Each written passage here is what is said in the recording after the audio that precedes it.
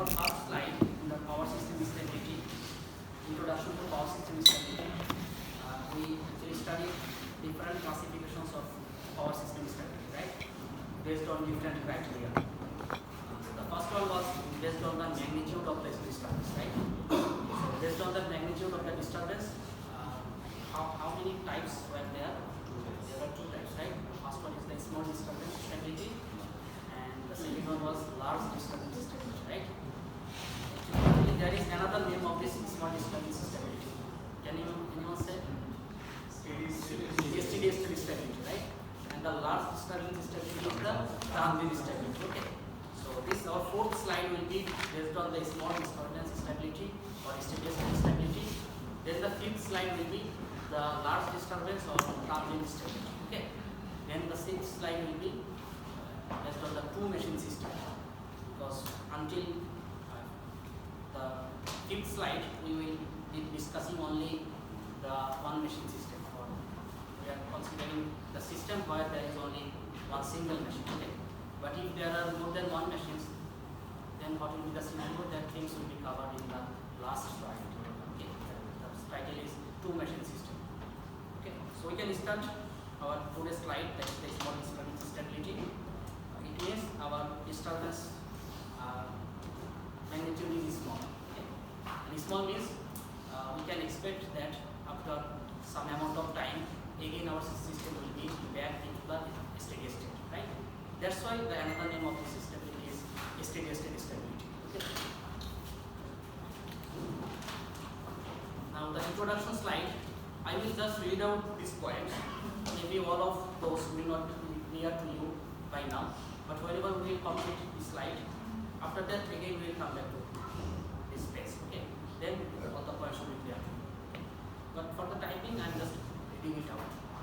So, what is small disturbance stability? So, small disturbance stability or steady state stability refers to the ability to remain in synchronism when subjected to small disturbance. Okay. So, when the magnitude of the disturbance is small, at that time we are referring this stability as the small disturbance stability or steady state stability. Now the disturbance may disappear within very short amount of time, or it can last for longer duration. Okay. If it vanishes within very short amount of time, at that time the disturbance is the pulse type disturbance. Whenever it lasts for longer duration, at that time it is the escape type disturbance. Okay. So I think you know this thing. What is pulse type or escape type, right? Pulse type means there will be only for few amount of time. Okay, that will be the pulse time. Escape time means the time duration is a bit large than this pulse time. Okay. Now the third point: if the disturbances disappear, the motion of the system is assumed to be free, and the stability is assumed if the system regains its original equilibrium. Okay. So this point will be clear to you. Okay. Not now, maybe after completing this slide. Okay. Then for a linear system, study of characteristics equation can be employed to determine the stability of such scenario. Okay. So in this slide, we will see that we are going to study different characteristic equations. Okay. Because by employing those characteristic equations, we can determine the stability of such scenario. Okay. That's why we say that the study of the characteristic equation is necessary for this lecture. Then in this lecture, it is assumed that the actions of automatic voltage regulator and governor system dynamics are inactive. So the same assumptions we did in our swing equation slide during the classical model, right? That we neglected the governor dynamics. That means we assume that throughout our study the mechanical power input is actually constant, right? And automatic voltage regulator or power system stabilizer, this type of complex equipments we discarded, right, in our classical model assumptions. So same here, we will not include the actions of automatic voltage regulator as well as the governor system. Okay, these things will be out of our study. Now, this is our example system, the single machine infinite bus system. You are already familiar with this system, right? So this is the synchronous machine. transient voltage E dash, and this is the transient reactance JXD dash, and this is the terminal voltage at the generator end, okay, VG, and with this there is one local impedance ZS, and this is the load impedance ZL, right? And finally the load impedance is connected to the infinite bus. Okay. You know the concept of infinite bus, right? So I am not explaining it again. Now, what is this equation? This is the swing equation, right? The second derivative of delta with respect to time will be equal to omega s over 2h Pm minus Pe. Pm is the mechanical power input, P is the electric power output. What is omega s? This is the synchronous speed of rotor, right? And whenever our system is in the steady state at that time, only our rotor will rotate at this speed, right? But if the system goes into the unstable state due to some disturbance at that time, the rotor speed will be different from this omega s, right? It will not be the omega s. And this h is the inertia constant. Okay. Now we can rearrange this equation. We can take this term to the left side. So it will be 2h over omega s multiplied by the second derivative of delta with respect to time. That will be equal to Pm minus Pe, right? Now what is Pe? We know this thing, right? It is P max sin delta. What is P max? P max is nothing but the magnitude of E prime, magnitude of V over x1, it's transfer reactance, right? Between node 1 and 2. So do you have any confusion up to now? No, right? Now this is what is the order of this equation? 2, right? It is the second order equation. And what is the characteristics of this equation or of this system? That means, is it linear system or the non-linear one? Can anyone say? This equation is a linear equation or non-linear equation? This one is linear, non-linear. Why non-linear and why linear? Can anyone say what is the variable of interest here? Delta, right? We want to see the change of delta, right? We want to see the response of delta over time. Now look at this delta. The same delta is coming with the sine term, right? So this trigonometric term is the non-linear term, right? You are studying the single and systems course in this semester. You know that to be a system linear, there are two conditions that should be fulfilled, right? The first one is additivity, and the second one is homogeneity. Didn't you learn this thing? That means you have to apply the rule of additivity and homogeneity. If that two satisfy, then you can call that system as linear system. If not, then it is a non-linear system, right? So whenever there will be the sine term or cos term or log, this type of terms, you can apply the rule of homogeneity, okay, or additivity, okay? Because these things do not follow the straightforward approach. Okay? That means if there are log x, y, okay, log x plus y, can you write log x plus log y, right? Or if it is sin x plus y, can you write sin x plus sin y, right? That means you can apply the additivity or the homogeneity rule there. So in a nutshell, this system is actually the non-linear system, right? Now we want to convert this non-linear system into the linear one. Okay. How? Look. What is the variable of interest? Here, delta, right? So we will replace that delta by delta naught plus del delta. Okay. How? What is del delta? Delta naught?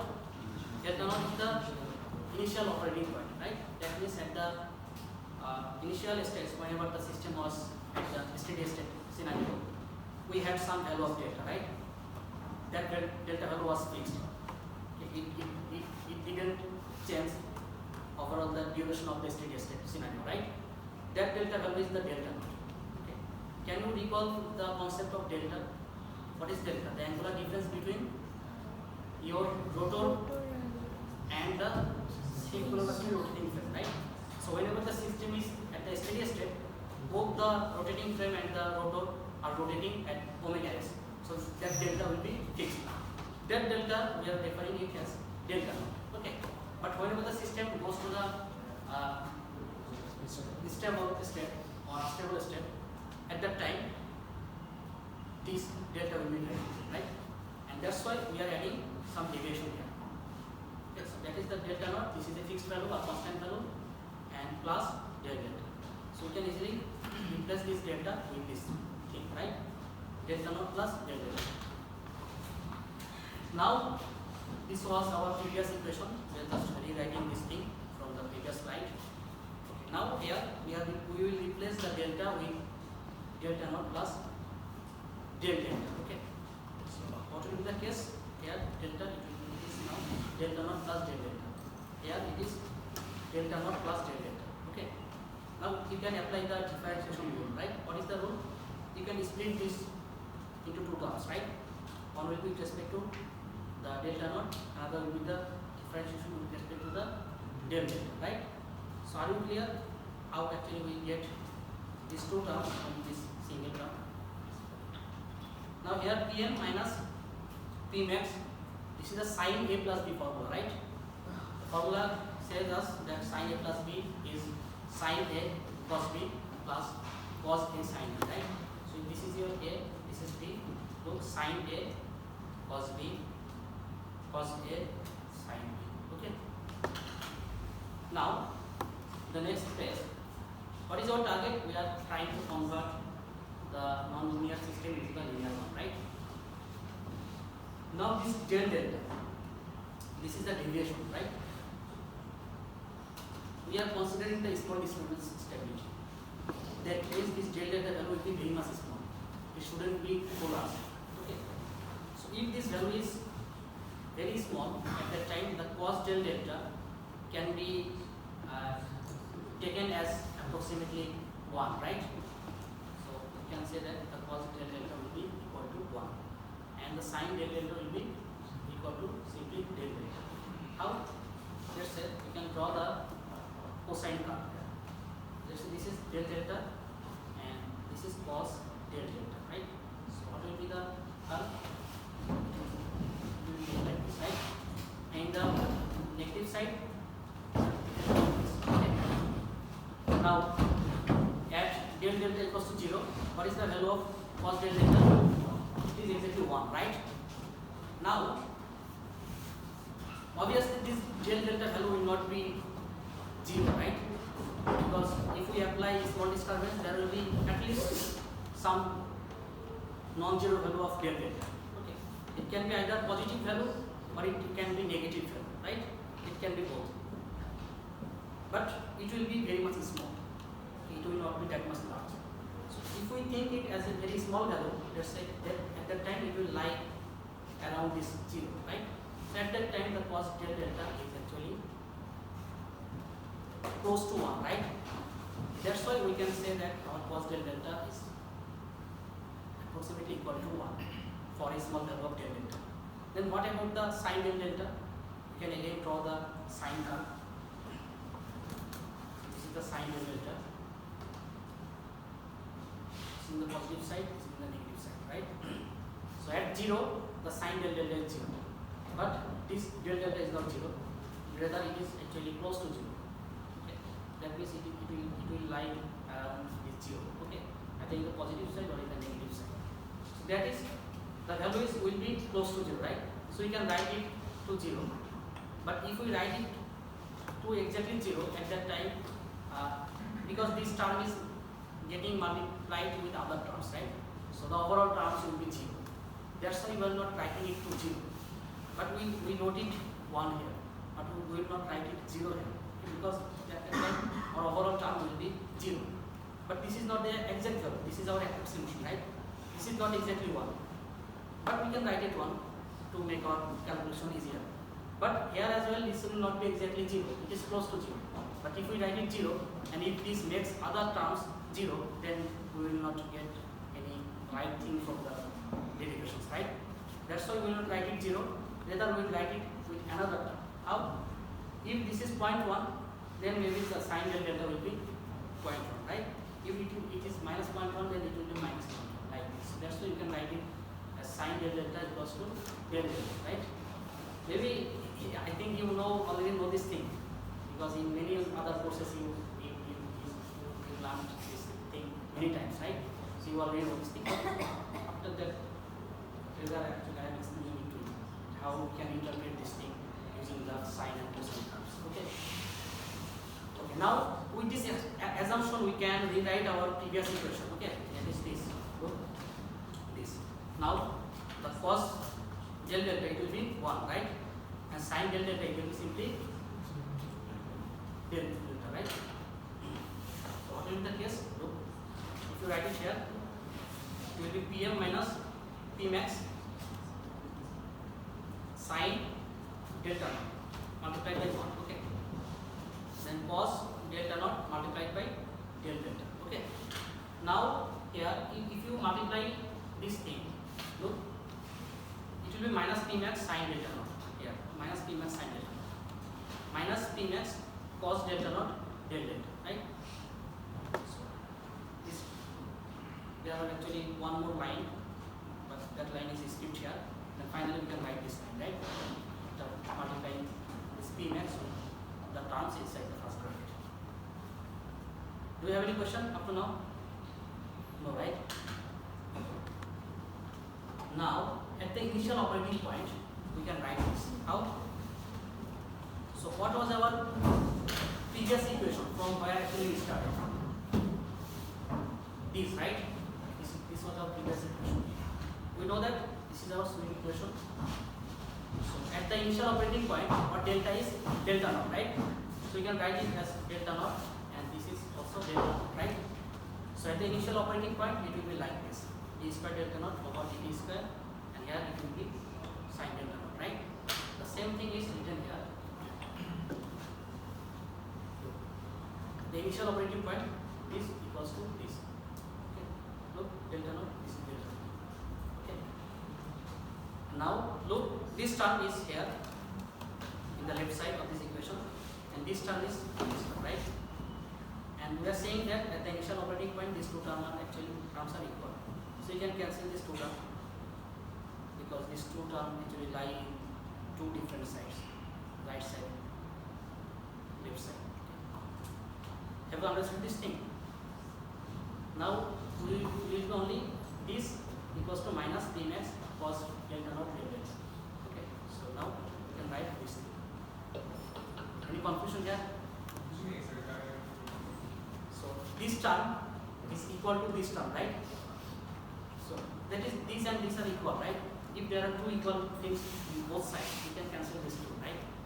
Let's say we have 5 plus x equals to 5 plus y. What we can write? We can write x equals to y. How? We can take this term in the left side, then it will be 5 minus 5 or 0. But this thing, if you take this term in this side, it will be this minus this. So look, from here, this minus this is actually equals to 0, because these two are actually the same thing. Okay, that's why these two will just discard. Okay. Any confusion? Should I explain it again? Right. Now we are getting this thing. Okay. So if we take this term in the left side, now we are getting this. And it is said that this is the linearized swing equation. Okay. Now can anyone say why this one is the linear one? Why this is not the non-linear one? Because still we have the cosine term, the trigonometric term. Exactly. We have the cosine term, but here it is the delta naught, right? Delta naught is a constant term. We can easily calculate the delta naught, that of the delta in the steady state case. So this is actually a fixed term, right? So this Pmax and del delta, so these are actually the linear things. Okay. That's why we can say that this is the linear system. Okay. What is the order of the system? Second order. So some students may ask that if the system is second order or third order, can the system be linear one or non-linear one? Yeah, still it can be linear one. Okay. Because the linear system actually depends on the satisfaction of the rules of additivity and homogeneity. system satisfied identity and homogeneity rule, then that will be the linear system. Okay, it doesn't mean that if the system is second order, that means the non-linear system, not like that. Okay, the order of the system is another thing. From the order of the system, we can say that the number of the solution will be equal to the order of the system, right? That means from here we will get two solutions because here the order is 2. Okay. But whether the system is linear one or the non-linear one, that is another thing. For that we have to just, by looking at these equations, we can see that okay, if there are no cosine, sine, or in trigonometry or any log, this type of terms, then the system will be normally the linear one. Okay. So this is the linearized swing equation. Okay. Any confusion up to now? No, right? Okay. Now the term P max cos delta naught. This term. Okay. This portion represents the slope of the power angle curve at the initial operating point. Okay. What does it mean? What was our power angle curve? This is delta. This is P, right? So this was our power angle curve, right? If we think about only the generator action, then this curve should lie between 0 to pi, right? And at pi by 2 we will get the maximum curve. Okay. So this is the power angle curve. So if this is our curve, how can we determine the slope? Can anyone say?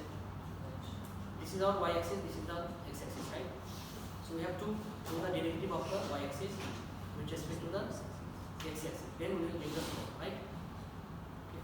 So if we do it, what was our P expression? It was the P max sine theta, right? From that equation actually we drew this graph. So if we do the derivative with respect to the delta, it will be P max cos delta, right? It will be the P max cos delta. And at the initial point, our delta equals to delta naught, right? So it will be cos delta naught. Okay. That means, look, this is the slope. Okay. The derivative of P over delta at the value of delta naught. It is actually nothing but the P max cos delta naught, right? That means this term is nothing but the slope of the power angle curve. Okay. And this slope is known as the synchronizing power coefficient, and it is represented by PS. Okay. So this term is now represented by PS. PS is the synchronizing power coefficient. Okay. So this is the name of this term. Why the name is like this? We will try to answer it in our future classes. Okay. For the time being, just memorize this thing. That this PS is the synchronizing power coefficient. Okay. Now the second point. This PS plays an important role in analyzing the small disturbance stability of our system. Okay. So in the next few slides we will see that how this PS, the variation of PS actually affects the small disturbance stability. We will see this thing. Okay. So this point will be clear to you by the end of today's class. No problem. Then the linearized swing equation that we formulated in this slide, we can rewrite it, right? Because now this term is PS, right? So we can write this is PS del delta, right? Look, this is PS del delta. And what is the first term? This is omega s, right? So omega s is nothing but twice pi f. Okay. Then this 2 and this 2 will be cancelled out. There will be only pi f. That's why this is pi f. At the initial operating point, it is f naught. That's why it is written f naught. Okay. So a is over pi f naught d square del delta over dt square plus ps del delta equals to 0. Okay. So this is the final form of our linearized swing equation. Okay. So do you have any question up to now? Have you understood? So we started from this. If I just give a recap, we started from here. Okay. Then actually we replaced this delta with delta naught plus delta to make our system linear one, right? Then we applied some trigonometric rule. Finally, we assume that this delta very small, that's why the cos del delta will be equal to 1, the sin del delta will be del delta. Then if we place these two values here, then finally we got this thing. Okay? These two was cancelled out. Okay? Finally we get these things. Okay? So now we can say this is the linearized swing equation. Then we say that this P max cos delta naught is nothing but the slope, and we are representing it with PS, that is the synchronizing power coefficient. Okay, now we are getting this thing. That this is our final form of linearized swing equation. Okay. Now we want to solve this equation. Okay. Now there is, let's say this equation is in the time domain, right? There is t, right? This is the time domain, and this is the second order equation. If you want to solve any higher order equation, if the system is in the time domain, actually it's difficult to solve. So what actually do you do? You use different tools like Laplace transform or Fourier transform, right? That actually brings your system to the frequency domain, right? Then it is easier to solve. So we will do the same thing here. We will apply the Laplace transform. Okay. You are studying the control system course in this semester, right? So from there, obviously, I think you should know this thing that if there is d over dt in the time domain, that will be equal to yes in the Laplace domain, right? If it is d square over dt square, it will be dc square, right? Now look how we can apply the Laplace transform. H over pi f naught is same as it was. For this term, d square over dt square, it is s square, right? And this is del delta in the time domain. Now it will be in the frequency domain or in the s domain, right? Plus is the ps multiplied by del delta of t, but it will be the del delta of s. That is equal to 0. Okay. Now from this equation, what is your target? To find the value of s. Your s is your root or pole, right? How you can find the s? Look, from this equation, you can take this to the right side, then it will be minus ps del delta. Now, if you take this and this term in the right side, then it will be divided by del delta. So del delta will be cancelled out.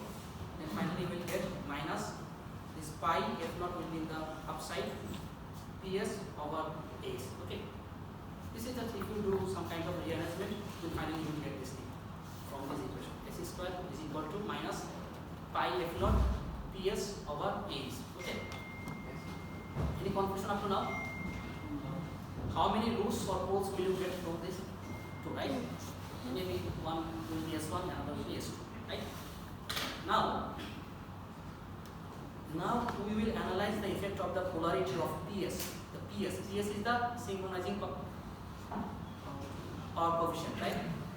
So we will analyze the effect of PS or the polarity of PS specifically. If the PS is negative or if the PS is positive, then what will be the scenario? Okay.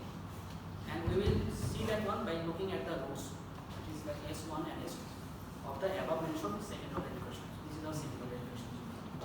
Now we will see the effect of the polarity of PS.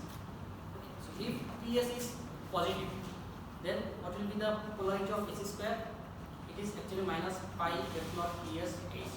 Pi is a positive value, 3.1416. F naught is the frequency, either it will be 50 Hz or 60 Hz, but it will be a positive value, right? This s is the inertia constant that is related to the mass of any body, right? And in the real world, the mass can be negative, right? That means the h also can be negative. So these three terms are actually the positive terms. So now this ps is the only defining parameter that will say whether this s square is negative or not, right? If ps is positive, for this negative term, the s square will be negative, right? Now this minus we can replace it with the j square. J is the imaginary operator, right? We know that j square is minus 1. Maybe in your intermediate level you learn the I, right? I and j are the same thing. I square equals to minus 1 or j square equals to minus 1. Now this s square. What is the s? You have to do the root, right? This is the s12. There will be 2. It will plus minus j root over pi f naught ps over h. Okay.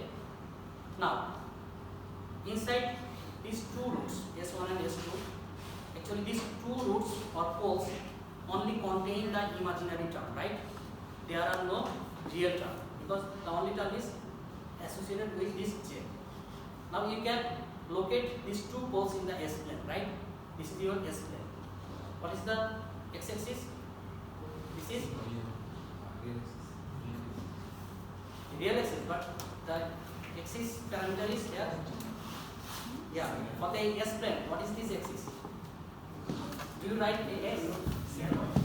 Yeah, you write here sigma, right? This is 0 omega, right? Now look, one will be in the positive side and another will be in the negative side. So this is one pole, this is another pole, right? So by looking at this scenario, can you say the system is stable, unstable, or marginally stable? It is marginally stable. If your poles are lying on the negative side, the system is stable. If it tends to go to the right side, and if it completely goes in the right side, then it is the unstable system. But if it remains here in the inside the axis, then neither it is stable nor unstable, right? That is actually the marginally stable. But this marginally stable is obviously better than unstable, right?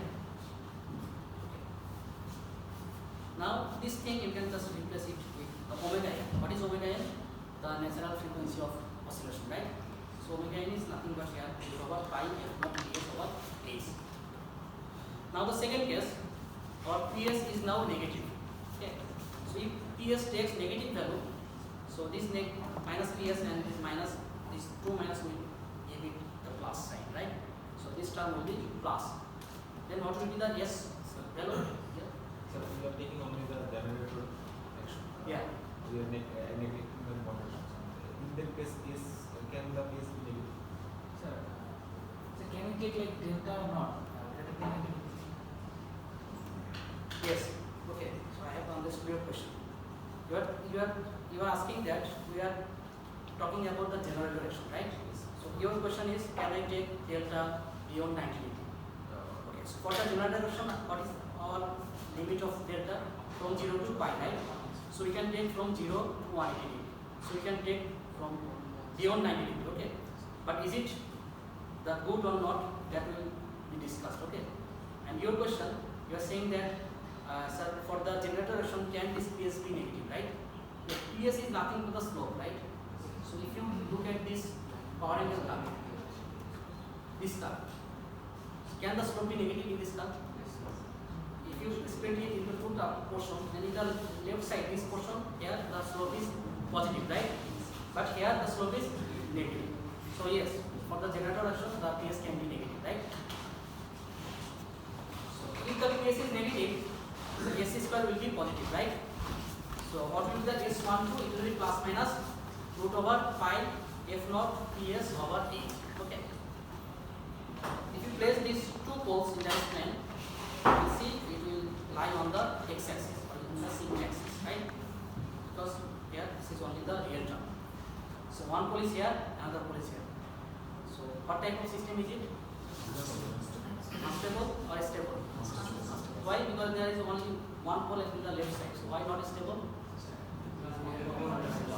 So if let's say there are 100 poles, 1000 poles in your system, if 999 are in the left side and only one is in the right side, that one pole is enough to make the system unstable, right? That is the case.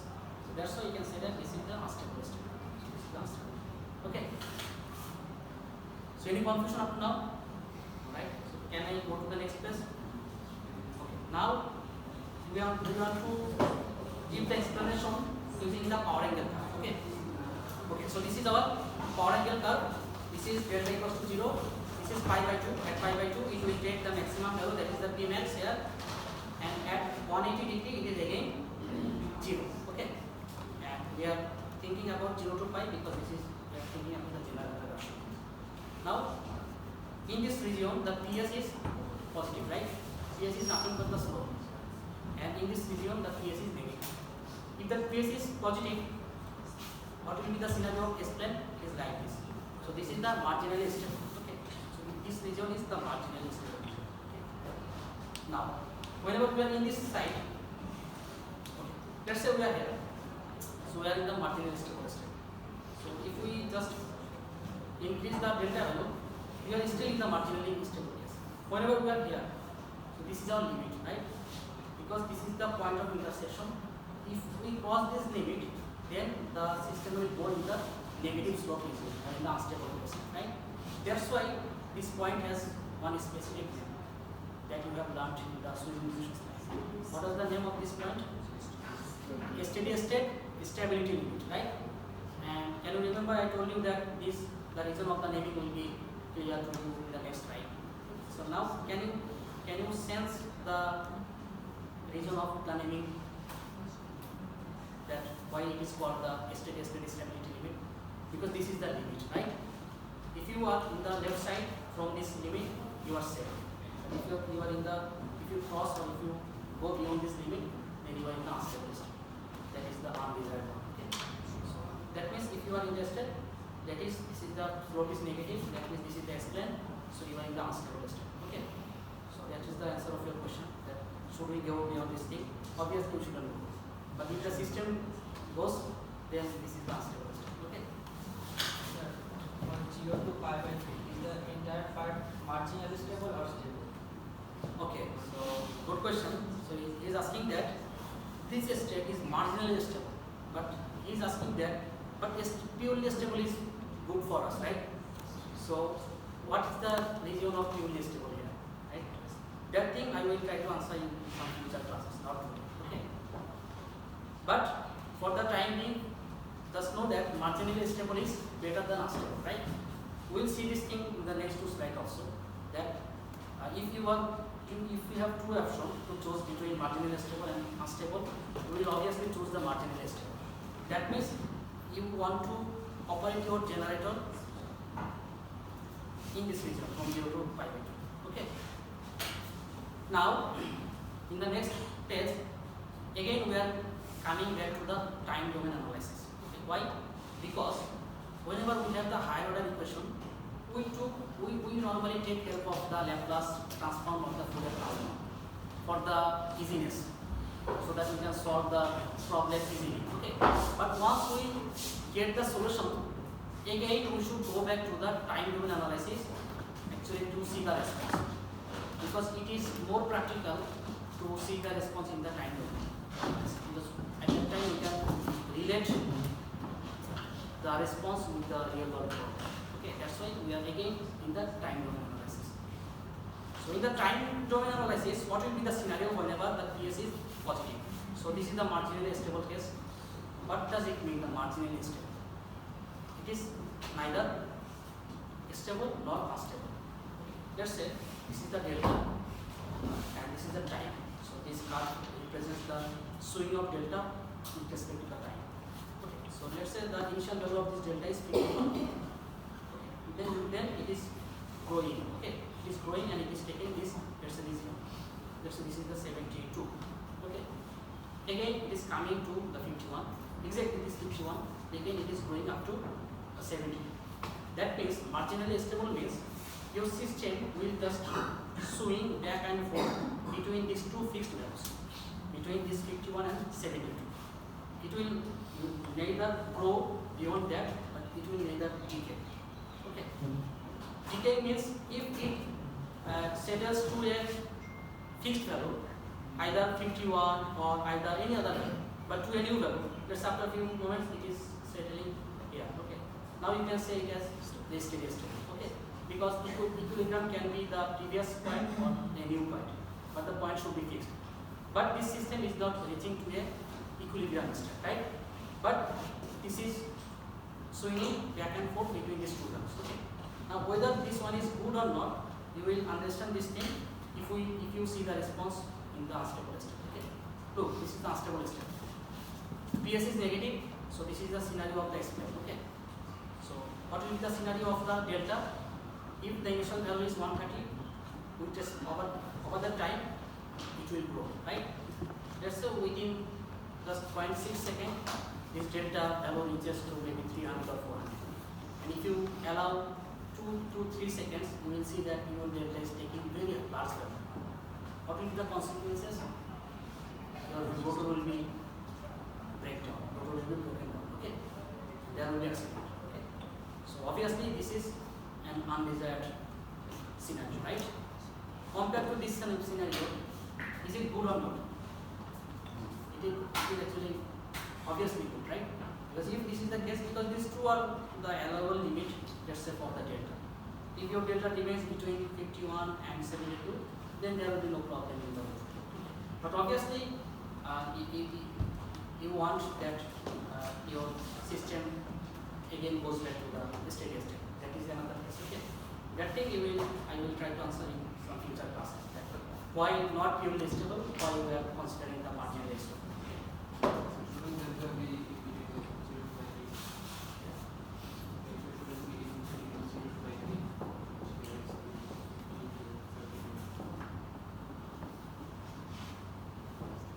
Oh, okay. So understood. He is asking that this delta value, okay? This delta value should look. This is the delta value. For the marginally stable case, this will be from 0 to 90, right? So he is asking that why this is 51 to 70. Maybe we are discussing about this region. Maybe your system is from, you are operating the system from 51 to 70. That's why this portion is drawing here.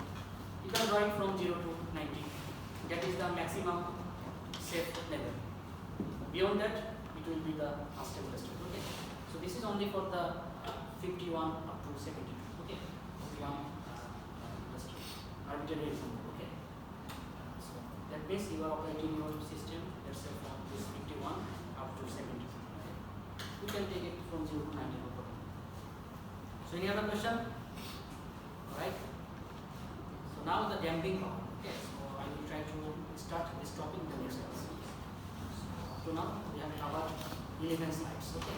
Let's try to go through the slides.